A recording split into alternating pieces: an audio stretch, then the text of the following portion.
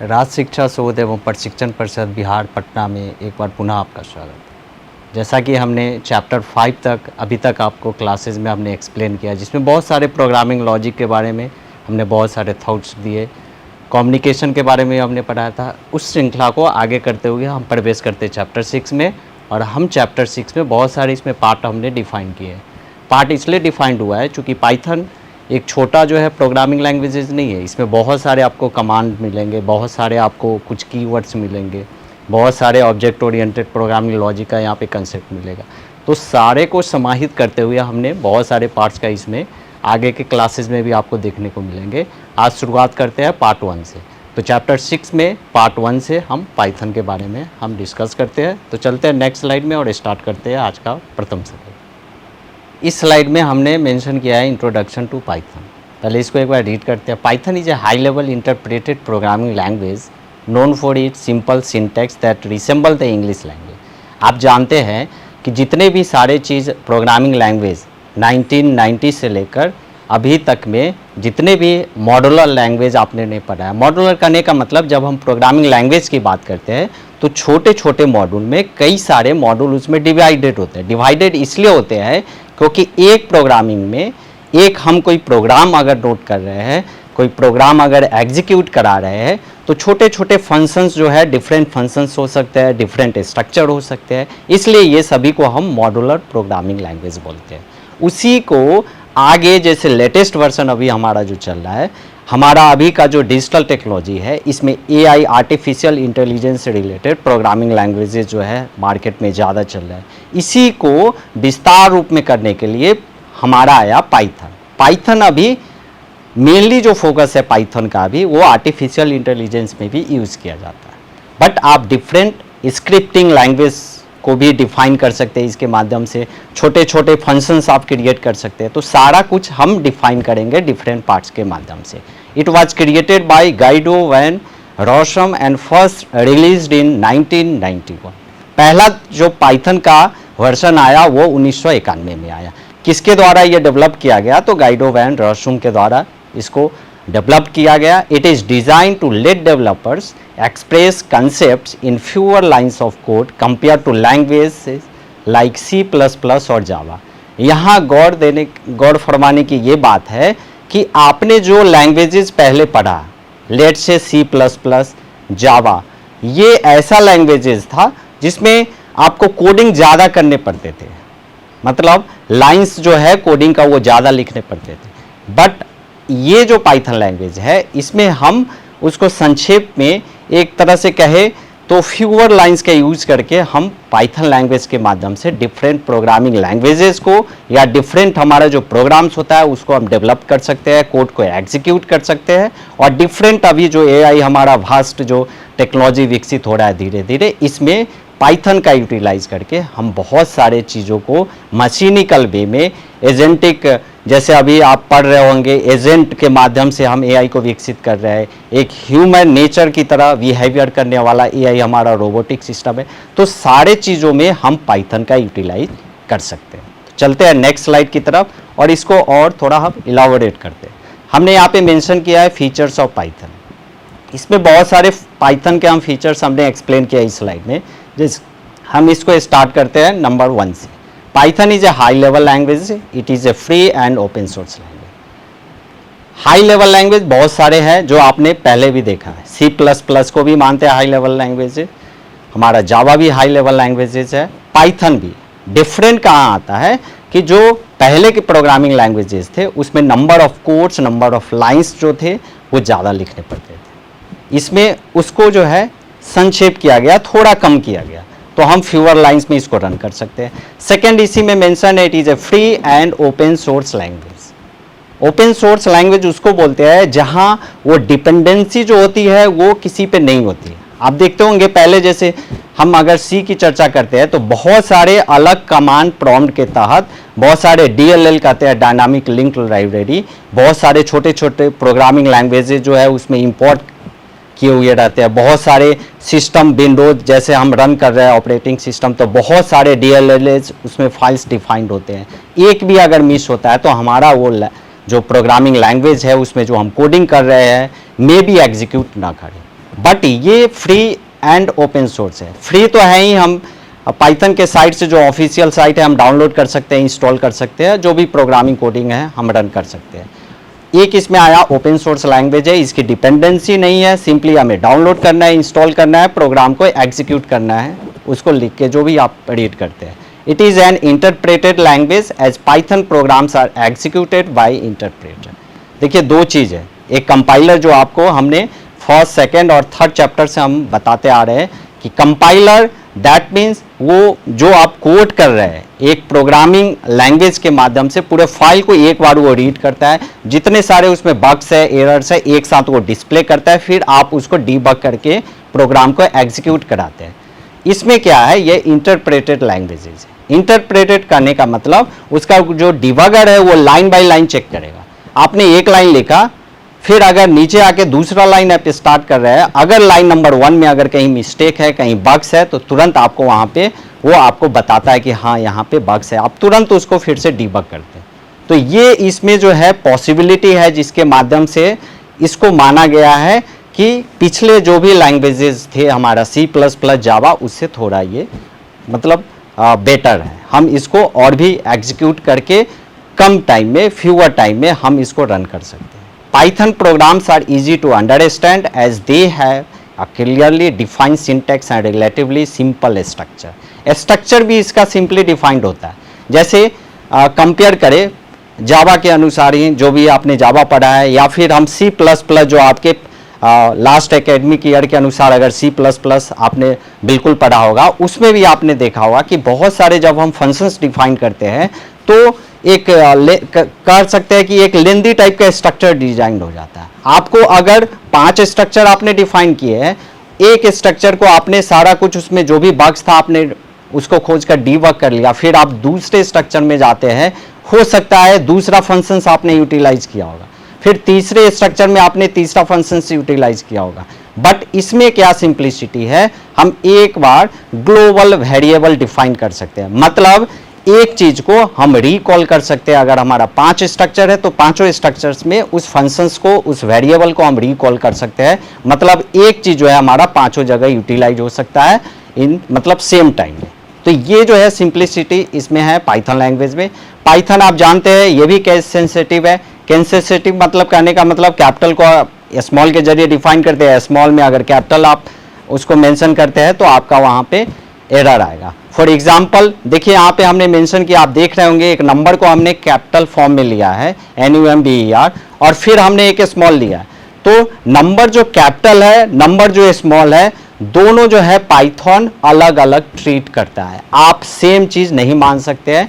तो small letter और capital letter का भी आपको ध्यान देना होगा। अगर कहीं भी आप इसको मिस्टेक करते हैं तो आप जब रन करेंगे प्रोग्राम, वहां पे फिर आपका बग्स आएगा। तो ये चीज आप देखेंगे। चलते हैं नेक्स्ट स्लाइड की तरफ। इस स्लाइड में कुछ और फीचर्स है, जैसे Python is a portable and platform independent, means it can run on various operating systems and hardware platforms.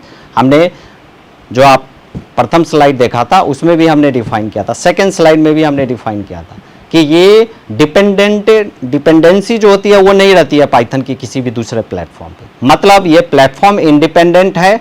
मतलब अगर कोई प्रोग्राम हम रन करा रहे हैं, हम उस फाइल को कॉपी कर ले, या फाइल कोई भी एक्सटर्नल मीडिया के थ्रू हम पेन ड्राइव जैसे यूटिलाइज कर रहे हैं, उसमें ही प्रोग्राम को हमने उसको एक्सेस करके रख लिया, तो हम दूसरे सिस्टम पे अगर हमारा पाइथन इंस्टॉल है तो सिंपली हम प्रोग्राम को रन कर सकते हैं दूसरे सिस्टम पे। तो ये इसलिए इसको पोर्टेबल बोला गया, means it can run on various operating system and hardware platforms. ज़रूरी ये नहीं है कि हम अगर विंडोज़ ऑपरेटिंग सिस्टम यूज़ कर रहे हैं तो उसी पे पाइथन रन करेगा, नहीं। आप मैक ऑपरेटिंग सिस्टम भी यूज़ कर रहे हैं, लाइनक्स भी यूज़ कर रहे हैं, बिल्कुल आपका पाइथन जो है सेम प्रोग्राम जो है रन कर सकता है। थोड़ा वर्जन चेंज होगा, तो वर्जन चेंज होगा जब आप डाउनलोड करके इंस्टॉल करेंगे तो ऑटोमेटिक आपका सिस्टम जो है उस वर्जन के अनुसार ऑटोमेटिक जो है रिलायबल मोड में वो आपका प्लेटफॉर्म जो है इंडिपेंडेंसी वहाँ पे ऑटोमेटिक हो जाता है। तो आपको करना कुछ नहीं है, जो भी ऑपरेटिंग सिस्टम यूज़ कर रहे हैं सिंपली उसके ऑफिशियल साइट से आपको डाउनलोड करने हैं, इंस्टॉल करने हैं। सिंपली उसका जो भी कमांड प्रॉम्प्ट होता है या जो भी उसका आईडी बोलते हैं जिस पे आप प्रोग्राम को लिखते हैं, तो आप रन कर सकते हैं किसी भी operating system. Python has a rich library of pre defined functions. अब कहेंगे कि ये जो इंडिपेंडेंसी आई, ये जो पोर्टेबिलिटी आई, आखिर कैसे आई, ऐसा कुछ क्या हुआ पाइथन में कि हम जो पिछला प्रोग्रामिंग लैंग्वेजेस पढ़े हैं C++ या जावा, उसमें नहीं थी प्लेटफॉर्म इंडिपेंडेंसी या पोर्टेबिलिटी, इसमें आ गई। आखिर ऐसा क्या उसके वर्जन में डिफाइन किया गया। तो सबसे मेन चीज़ है, आपको अभी हमने तुरंत दूसरे स्लाइड में बताया था DLL के बारे में, डायनामिक लिंक लाइब्रेरी, जो C++ में भी डिफाइंड होता है, जावा में भी डिफाइंड होता है।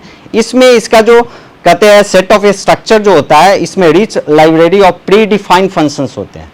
मतलब जितने सारे फंक्शंस जो हम यूटिलाइज कर रहे हैं, जो भी प्रोग्राम, जैसे सिंपल एक मैथ का अगर फार्मूला अगर लिख रहे हैं आपने, जैसे C++ का एग्जांपल ले, अगर किसी भी नंबर का स्क्वायर रूट लगाना है, स्क्वायर रूट निकालना है, जैसे लेट से अगर 4 का स्क्वायर रूट हमें निकालना है, हमारे पास रिजल्ट जो है हमें 2 आना चाहिए, तो सिंपली उसमें मैथ का फार्मूला SQRT जो है ऑलरेडी डिफाइंड रहता है। तो जितने भी पहले के प्रोग्रामिंग लैंग्वेज थे उसमें फ्यूअर मतलब फंक्शंस जो है डिफाइंड थे, इसमें rich library of pre defined functions होते हैं। आप जो भी करना चाहते हैं, वेदर मतलब वो मैथ का कैलकुलेशंस हो या फिजिक्स से रिलेटेड, बहुत सारे केमिस्ट्री से भी रिलेटेड, तो इसमें रिच लाइब्रेरी ऑफ सेट है जो प्री डिफाइंड है फंक्शंस के द्वारा। इसलिए कहते हैं इसमें फ्यूअर लाइंस ऑफ कोड आपको लिखना है और प्रोग्राम जो है उसका रिजल्ट आपके सामने होगा। फ्यूअर लाइंस इसलिए क्योंकि बहुत सारे चीज जो है इसमें प्री डिफाइंड है, पहले से ऑलरेडी उसमें मेंशन है system. Python is also helpful in web development. Python किसी भी टाइप का आप वेबसाइट का डिजाइन भी कर सकते हैं पाइथन में। Many popular web services and applications are built using Python. Simply अगर मान लीजिए कोई बिजनेस से रिलेटेड अगर वेबसाइट बनाने हैं 5-6 पेजेस का, या किसी कह सकते हैं शॉपिंग साइट्स आपको बनाने हैं, तो भी पाइथन में आप, चूंकि ये दोनों टाइप का इंफॉर्मेटिव वे में आपको ये प्लेटफॉर्म डिपेंडेंसी जो है ये हटाता है। पहला एक वेब सर्विसेज के माध्यम से जो भी वेबसाइट होता है, और दूसरा एप्लीकेशंस वैसे जितना भी बैकएंड का वर्क होता है एप्लीकेशंस के माध्यम से, API के माध्यम से, एप्लीकेशन प्रोग्रामिंग इंटरफेसेस के माध्यम से आप एक दूसरे को कनेक्ट कर सकते हैं। Python uses identification for blocks and nested blocks. देखिए यहाँ पे एक आया नेस्टेड टर्म्स और एक आया ब्लॉक्स। आप जानते हैं जैसे इफ इल्स स्टेटमेंट, जितने भी प्रोग्रामिंग लैंग्वेज है अगर उसमें इफ इल्स से रिलेटेड स्टेटमेंट है, जैसे मान लीजिए हम कोई स्टूडेंट का रिजल्ट अगर प्रिपरेशन कर रहे हैं तो उसका कितना नंबर आया, उस नंबर के अनुसार उसका फर्स्ट डिवीजन आया, सेकंड आया या थर्ड आया। किसी सब्जेक्ट में हम ऐसा फंक्शन डिजाइन करते हैं कि अगर उसका 30 नंबर से कम है तो ऑटोमेटिक उसका फेल आना चाहिए। तो ये सब जो टर्म एंड कंडीशंस है, तो सिंपली इफ एल्स स्टेटमेंट के तहत हम कुछ कंडीशन उसमें मैनिपुलेट करके हम पाइथन के मतलब इसको यूज करके हम एक प्रिपेयर कर सकते हैं एप्लीकेशंस। डिफरेंट ब्लॉक्स में डिजाइन कर सकते हैं कि अगर नंबर जो है अगर ग्रेटर देन 60%, अगर 60% से ऊपर है तो फर्स्ट डिवीजन आना चाहिए, अगर 45 से 60 के बीच में है तो सेकंड डिवीजन आना चाहिए, अगर 30 और 45 के बीच में है तो थर्ड डिवीजन आना चाहिए, 30 से कम रहे तो हो सकता है हम फेल वहाँ पे कंडीशन लगा सकते हैं। तो ये जो है कह सकते हैं ब्लॉक वाइज ये डिफाइंड है, एक ब्लॉक में फर्स्ट, फिर सेकेंड, फिर थर्ड, फिर फेल। तो ये सारे चीजें जो है नेस्टेड करते हैं एक से ज़्यादा, तो एक से ज़्यादा ब्लॉक्स का डेवलपमेंट करके हम उसको डिफाइन कर सकते हैं। तो ये पाइथन जो है रीयूजेबिलिटी फीचर्स के माध्यम से इसको हम प्रोग्रामिंग लैंग्वेज को रन करके एग्जीक्यूट कर सकते हैं। चलते हैं नेक्स्ट स्लाइड की तरफ। इस स्लाइड में कुछ कीवर्ड्स हमने लिए। कीवर्ड्स करने का मतलब कुछ रिजर्व कीवर्ड्स है, जैसे इंट होता है इंटीजर के लिए, फ्लोट होता है आपका डेसिमल नंबर्स के लिए, तो कुछ प्री डिफाइंड आपका अल्फ़ाबेट के रूप में या फिर नंबर के रूप में वो ऑलरेडी पाइथन के सिस्टम में ऑलरेडी वहाँ से प्री डिफाइंड है, आप उसको यूज नहीं कर सकते कुछ भी अगर लेना हो तो। जैसे हमने यहाँ पे लिया कुछ रिजर्व कीवर्ड्स को ही अब रिजर्व वर्ड बोलते हैं किसी भी प्रोग्रामिंग लैंग्वेज में। इसको और आगे हम देखते हैं कि each keyword has a specific meaning to the Python interpreter and we can use a keyword in our program only for the purpose for which it has been defined.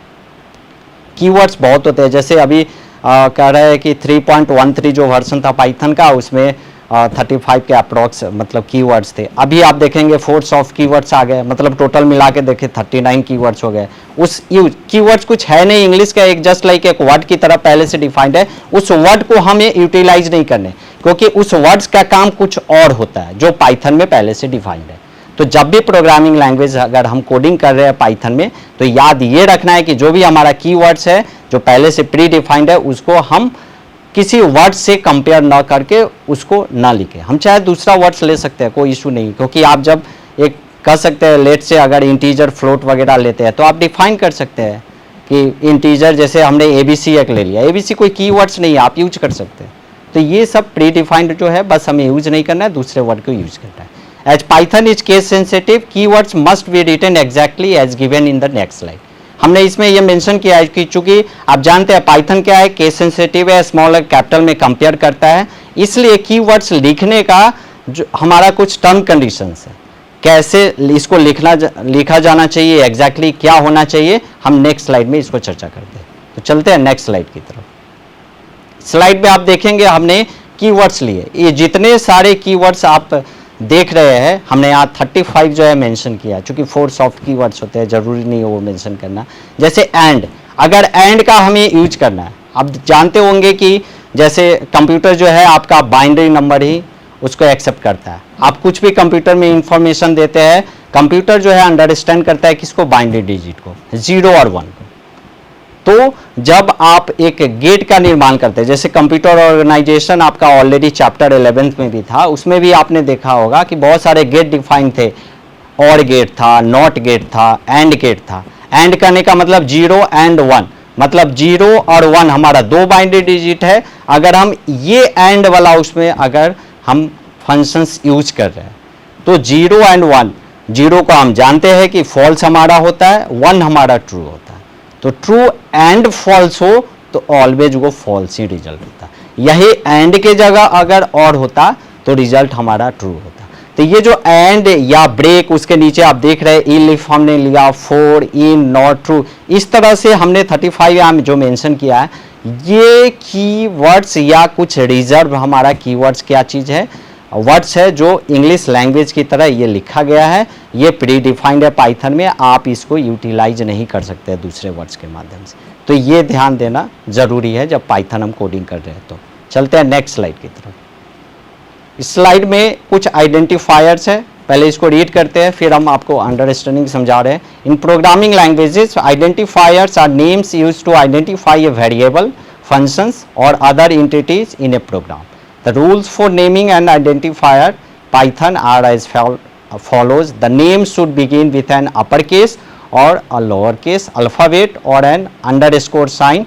Underscore का वहाँ symbol दिया गया है bracket में. This may be followed by any combinations of characters. A to Z small हो सकता है, A to Z capital हो सकता है, 0 to 9 digit हो सकता है, या फिर underscore हो सकता है. कहने का मतलब ये, जब कोई वेरिएबल डिफाइन करते हैं, वेरिएबल कहने का मतलब जैसे हमने एक नंबर लिया, जैसे NUM हमने मेंशन किया है, NUM हमारा कोई रिजर्व या कीवर्ड्स नहीं है जो हमने पिछले स्लाइड में बताया। तो NUM 1 डालते हैं, मतलब नंबर 1 इक्वल टू 10। फिर से इसको समझते हैं, हमने एक नंबर लिया, वो नंबर क्या है हमारा, इंटीजर। इंटीजर करने का मतलब कोई डेसिमल वगैरह हम यूज उसमें नहीं कर रहे, सिंपली एक क्या बोल सकते हैं उसको, नेचुरल नंबर हम ले रहे हैं। वहां पे हमने लिया कितना, 10। तो NUM 1 इक्वल टू 10। अब कहेंगे नंबर 1 इक्वल टू 10 लिया, अगर कोई 1 पहले लिख दे और NUM बाद में लिख दे तो क्या होगा। तो यही समझने वाली बात यहाँ पे है, आइडेंटिफायर्स। आइडेंटिफायर्स करने का मतलब उसकी पहचान जो होती है, उसके लिए भी कुछ कंडीशन पाइथन में दे दिया गया है। ये केवल पाइथन में ही नहीं, बल्कि आपने पिछले भी लैंग्वेजेस पढ़ा होगा, या सी की चर्चा करें हम, C++ की चर्चा करें या जावा की, उसमें भी आइडेंटिफायर्स होता है। मतलब आप गलत स्ट्रक्चर में उसको मेंशन नहीं कर सकते। अगर 10 वहां पे हमने कोई नंबर लिया है तो NUM हम 1 मानते हैं, हम 1 नम नहीं लिख सकते, क्योंकि पाइथन का रूल होता है कि जब भी हम स्टार्ट करेंगे तो अपर केस या लोअर केस से हम स्टार्ट कर सकते हैं। हाँ, अंडरस्कोर नम 1 ये भी सही है, क्योंकि आप ये देख रहे हैं इस स्लाइड में हमने मेंशन किया है कि अंडरस्कोर से भी हम स्टार्ट कर सकते हैं। ठीक, तो ये जितने भी सारे, हाँ बात आया कॉम्बिनेशन की, कॉम्बिनेशन आप किसी भी चीज का कर सकते हैं, lower case, upper case, underscore या नंबर भी ले सकते हैं, बट कंडीशन क्या है, नंबर शुरू में नहीं होना चाहिए। हाँ, कोई ये लिख सकता है N1UB, मतलब 1 जो आया या तो लास्ट में होगा, नहीं तो बीच में होगा, शुरू में हम नहीं दे सकते। तो ये सारा चीज जो हमने बताया ये आइडेंटिफायर्स होता है, उसके पहचानने का तरीका होता है कि कोई भी हम वहाँ पे स्ट्रक्चर में अगर कोई भी हम टर्म ला रहे हैं, कोई भी इंटीजर वहाँ पे ला रहे हैं, मे भी हम फ्लोट ही ला रहे हैं, हमने 10 लिया, 10.5 भी संभव है, बट वो फ्लोट नंबर टाइप्स में, डेटा टाइप्स में जाएगा, लेकिन फिर भी आइडेंटिफायर्स वही रहेगा NUM1। तो लेट से num1 हमने 10 लिया, फिर उसके नीचे num2 कर सकते हैं, num2 हमने 15 लिया, हमने फिर नीचे लिखा क्या, सम, SUM, सम क्या, तो सम num1 प्लस num2, हम उसको आइडेंटिफायर्स के तौर पे num1 को भी वहां से कॉल कर लिए, num2 को भी, और बीच में फंक्शंस किसका लगा है, ऐड का, मतलब num1 और num2 अगर वहां पे ऐड करेंगे तो रिजल्ट कितना आएगा, 10 प्लस 15, वो काउंट करके हमारा 25 जो है वो आउटपुट के रूप में डिस्प्ले करेगा। तो ये लिखने का तरीका हुआ। एक ही चीज समझना आइडेंटिफायर्स में कि कॉम्बिनेशन जो है आइदर ये हमारा A से Z कैपिटल लेटर में हो सकता है, A से Z हमारा स्मॉल लेटर्स में हो सकता है, प्लस एडिशनली अंडरस्कोर से भी स्टार्ट कर सकते हैं। नंबर जो होगा हम लास्ट में दे सकते हैं या बीच में दे सकते हैं। चलते हैं नेक्स्ट स्लाइड की तरफ। इस स्लाइड में कुछ और आइडेंटिफायर्स के बारे में यहाँ पे हमने मेंशन किया है। दस N identifier can not start with digit. अभी तुरंत हमने बताया, क्योंकि वो उसी स्लाइड का ये पार्ट है, हमने अभी तुरंत बताया कि डिजिट जो है पहले नहीं लेना चाहिए, नहीं तो वो आइडेंटिफायर्स जो है वहाँ पे आपका बग्स आएगा, एरर आएगा। It can be of any length, किसी भी लेंथ का ये हो सकता है। However it is prefer to keep it short and meaningful. देखिए लिखने के लिए तो आप इसको ज़्यादा मतलब अल्फ़ाबेटिकल रूप में आपको जो मन है आप लिख सकते हैं। आप चाहे तो 10 लेटर्स में उसको मेंशन करना चाहते हैं, हम NUM num1 लिए, आपको अगर वहाँ पे आप मेंशन करना चाहे NUM BER नंबर 1 तो वो भी सही है, नंबर 1 2 3 वो भी सही है, वो आप पे डिपेंड करता है। बट हम यहाँ पे प्रोग्रामिंग लैंग्वेजेस सीख रहे हैं तो हमें ज़्यादा कम से कम वहाँ पे फ्यूअर लाइंस का इस्तेमाल करना चाहिए। चूँकि हमने सेकंड स्लाइड में भी बताया कि पाइथन इसलिए डेवलप किया गया क्योंकि यहाँ बहुत सारे जो है प्री डिफाइंड फंक्शन से स्ट्रक्चर होते हैं, तो फ्यूअर लाइंस ऑफ कोड का इस्तेमाल करके हम किसी भी वेब सर्विसेज या एप्लीकेशंस को डेवलप कर सकते हैं। तो ये ध्यान देना जरूरी है। It should not be A keyword और रिजर्व वर्ड, मतलब पहले जो हमने कीवर्ड्स या रिजर्व वर्ड्स बताया उसमें से नहीं होना चाहिए। We can not use special symbols like, आप देख रहे हैं कुछ हमने स्पेशल सिंबल्स यहाँ पे लिए है, जैसे यहाँ पे है एक्सप्लेनेशन, यहाँ एक्सक्लेमेशन मार्क्स हमने दिया, @ दिया है, हैश का सिंबल इस्तेमाल किया, डॉलर का सिंबल इस्तेमाल किया, परसेंटेज है। तो ये जितने भी सारे आप देख रहे हैं सिंबल्स आप आइडेंटिफायर्स के रूप में नहीं ले सकते हैं। नंबर और कुछ सिंबल जो है उसको आपको शुरू में नहीं लिखना है। चलते हैं नेक्स्ट स्लाइड की तरफ।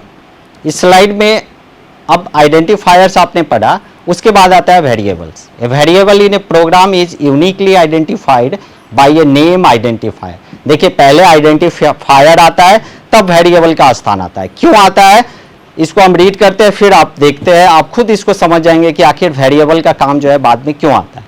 Variable in Python refers to an object and item और element that is stored in the memory. देखिए वेरिएबल तभी हम लेते हैं जब कोई चीज स्टोर करना है। अभी जैसे पिछले स्लाइड में हमने NUM नंबर 1 इक्वल टू 10 लिया, ये 10 जो है 10 जो है आखिर गया कहाँ, हमने एक 10 लिया नंबर 1, नंबर 2 15 लिया और फिर लास्ट में जोड़ के 25 हमने आउटपुट दे दिया। ये 10 आखिर कहाँ गया कंप्यूटर सिस्टम में, ये 15 आखिर कहाँ गया, और जब हमने जोड़ा तो 10 15 को कहाँ से उठाकर जो है आपके स्क्रीन पे डिस्प्ले कर दिया। तो ये जो 3 टर्म देख रहे हैं यही 3 जो है हमारा वेरिएबल को डिफाइन करता है। वेरिएबल कहने का मतलब वैसे मीनिंगफुल वर्ड्स जहां पे किसी भी नंबर्स हो, स्ट्रिंग हो या आगे हम लिस्ट की चर्चा करेंगे उसको स्टोर करना। बस एक स्टोर एक आपको वर्ड याद रखना है कि वेरिएबल तभी लेते हैं जब किसी चीज को हमें स्टोर करना है। तो नंबर 10 को स्टोर करना था, हमने वेरिएबल num1 लिया। नंबर 15 को स्टोर करना था, हमने नंबर 2 15 लिया। उसके बाद जो है जहां वो स्टोर हुआ, अगर रिजल्ट हमें डिस्प्ले करना है फिर वहां से उसका पाथ देंगे, हम वहां से जो है रिजल्ट को प्लस के रूप में डिफाइन कर सकते हैं। तो ये ध्यान देना है। फिर आगे हम देखते हैं value of a variable can be a string. अभी आपने बोला जरूरी नहीं है कि वो नंबर होना चाहिए, इंटीजर हो सकता है, फ्लोट हो सकता है, स्ट्रिंग हो सकता है। अब कैसे, जैसे एग्जाम्पल हमने लिया बी, अब बी तो नंबर नहीं ना है लेकिन ये स्ट्रिंग है तो स्ट्रिंग भी ले सकते हैं, कोई दिक्कत नहीं है। ग्लोबल सिटीजन, यहाँ पे मीनिंगफुल एक वर्ड हमने डिफाइन किया ग्लोबल सिटीजन। अगर NUM करके अगर कोई ग्लोबल सिटीजन भी अगर स्ट्रिंग में दे दे, स्ट्रिंग आप जानते हैं उसको इन्वर्टेड कॉमा के अंदर डिफाइन करना होता है, या तो डबल कोटेड कर सकते हैं, सिंगल कोटेड में भी चलेगा। तो ये भी ग्लोबल सिटीजन जो है वो कहीं ना कहीं स्टोर हुआ। तो स्ट्रिंग हो सकता है, नंबर हो सकता है, इससे कोई दिक्कत नहीं है। न्यूमेरिक हो सकता है, जैसे हमने नंबर 10 लिया, यहाँ 3 4 5 एक हमने एग्जाम्पल लिया, और any combination of alpha numeric characters like CD67 हमने लिया। अल्फा न्यूमेरिक आने का मतलब मिक्सचर होना चाहिए किसका, तो अल्फाबेट और नंबर का, दोनों मिला के भी हम ले सकते हैं। In Python we can use an assignment statement to create new variables and assign specific values to them. Python में हम नया वेरिएबल भी क्रिएट कर सकते हैं और असाइन भी कर सकते हैं। क्रिएट करना मतलब एक नया चीज वहां पे जनरेट करना, और असाइन करना मतलब जो पहले से जनरेटेड है उसमें किसी और तीसरे चीज को ऐड कर देना। तो ये असाइन चीज होता है। चलते हैं नेक्स्ट स्लाइड की तरफ।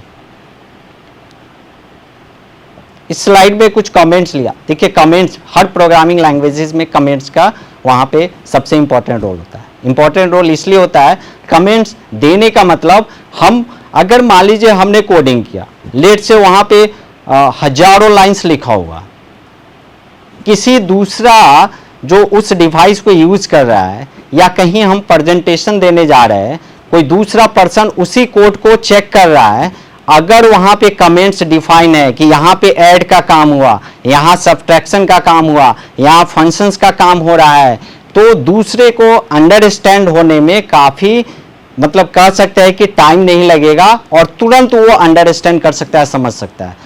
तो कितना जल्दी हम चीजों को समझ रहे हैं, ये सारे चीजों के लिए हमें कमेंट जो है वहां पे मेंशन करने होते हैं। और ये कमेंट जो आप जान रहे हैं, अगर हम वहां पे मेंशन कर दे तो वो प्रोग्रामिंग लैंग्वेज उसको रीड नहीं करता। रीड इसलिए नहीं करता है क्योंकि कमेंट जो है, जैसे पाइथन में कहते हैं अगर हैश आप पहले लगा दे तो वो कमेंट हो जाता।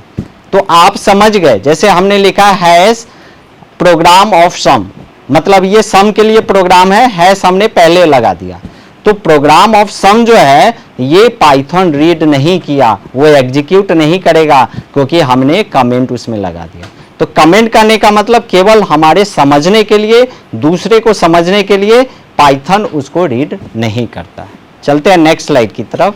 ये हमारा कमेंट्स का आप देख रहे हैं, यहाँ पे एक छोटा एग्जाम्पल लेकर हमने कमेंट्स को इलाबोरेट किया है, थोड़ा यहाँ पे समझाया। जैसे interpreter simply ignores it while executing the statement. Interpreter क्या करता है, आप जो स्टेटमेंट को रन करा रहे हैं, मतलब प्रोग्राम जो एग्जीक्यूट कर रहा है, वहां पे जो डिबगर है वो रीड नहीं करता है किसको, कमेंट को।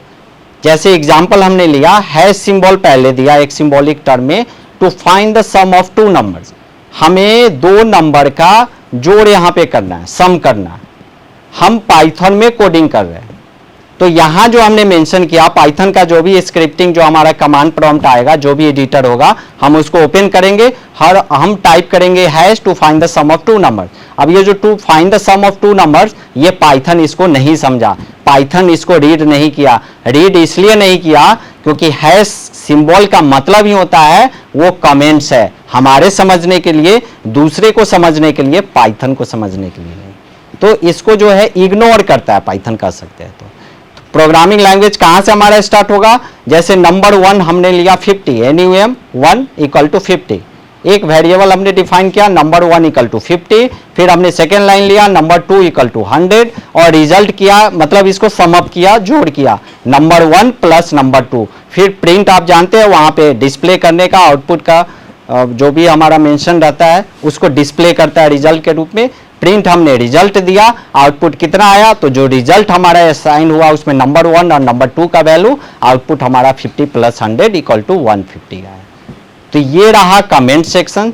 तो जितने भी आपने पिछले भी स्लाइड्स में देखा और इस स्लाइड में देखा, तो सारा प्रोग्रामिंग लैंग्वेजेज जो हम पाइथन पढ़ रहे हैं उसमें आइडेंटिफायर्स, वेरिएबल्स, कमेंट का अहम योगदान है। तो आप इसको फिर से एक बार इस जो भी स्लाइड्स था उसको देखेंगे, और इसका हम पार्ट 2 में जितने भी हमारा जो बच गया पाइथन का आगे मेंशन किया हुआ है उसको हम पार्ट 2 में देखेंगे।